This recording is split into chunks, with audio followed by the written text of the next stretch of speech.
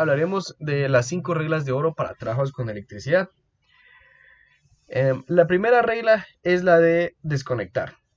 Antes de iniciar cualquier trabajo eléctrico sin tensión, debemos desconectar todas las posibles alimentaciones a la línea, máquinas o cuadro eléctrico.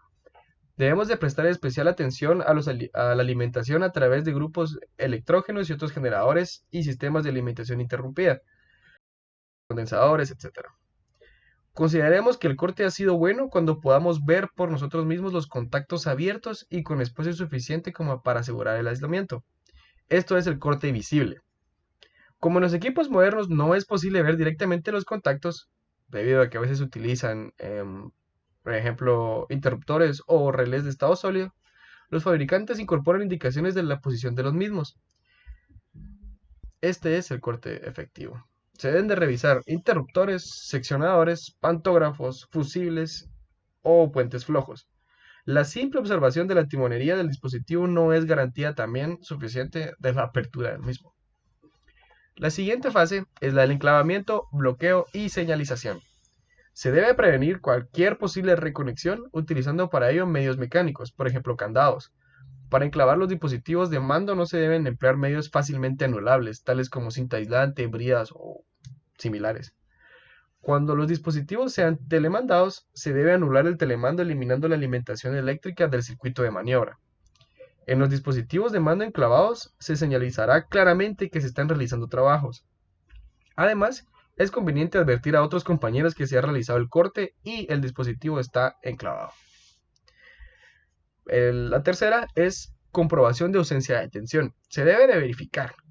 En los trabajos eléctricos debe existir la premisa de que hasta que no se demuestre lo contrario, los elementos que pueden estar en tensión lo estarán de forma efectiva.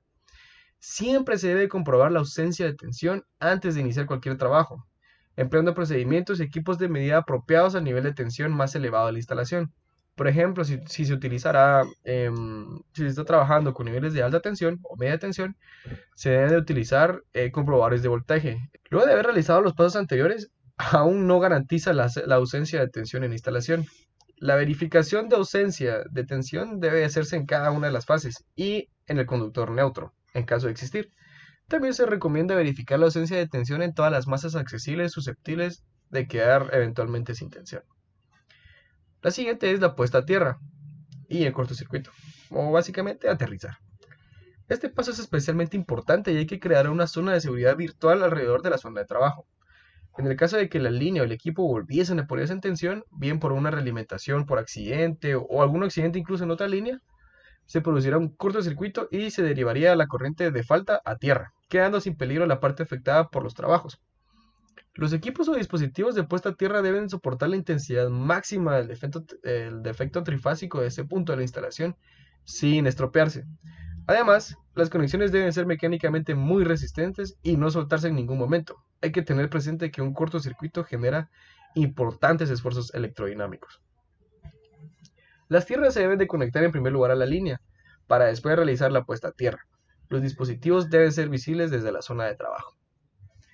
Es recomendable poner 4 juegos de puentes de cortocircuito y puesta a tierra, uno al comienzo, uno al final y otros 2 lo más cerca posible de la zona de trabajo.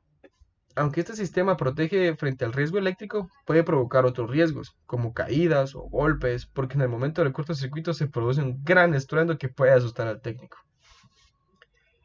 Y la siguiente es la señalización. La zona donde se están realizando los trabajos se debe señalizar por medio de vallas, conos o dispositivos análogos. Si procede, también se señalizarán las zonas seguras para que el personal que no está trabajando en la instalación pueda permanecer. Bueno, continuando tenemos las herramientas de evaluación de riesgos. Estas son básicamente herramientas que nos ayudan a reducir y a facilitar el proceso de evaluación de los riesgos.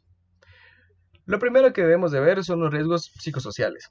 Estas son herramientas para informar y sensibilizar sobre la prevención de los riesgos derivados de la organización del trabajo, desde folletos a videos o aplicaciones de autoevaluación. Las siguientes son los riesgos químicos. Estas son guías y materiales informativos para la prevención de riesgos derivados de la presencia de sustancias potencialmente peligrosas. Otros son los riesgos ergonómicos, que son materiales de apoyo e información para la prevención de trastornos musculoesqueléticos y para la evaluación de riesgos ergonómicos. El siguiente es la información e información. Aquí básicamente nos referimos a materiales didácticos. Luego tenemos la herramienta de sectores y colectivos. Aquí incluimos información para la prevención de riesgos laborales en sectores económicos y para colectivos de trabajadores y trabajadoras que por sus características requieren de medidas preventivas más específicas. Lo siguiente es el ambiente de trabajo. El emplazamiento, la estructura y el diseño e incluso los elementos que componen el entorno en el que se desarrolla nuestro trabajo condicionan nuestra salud y seguridad.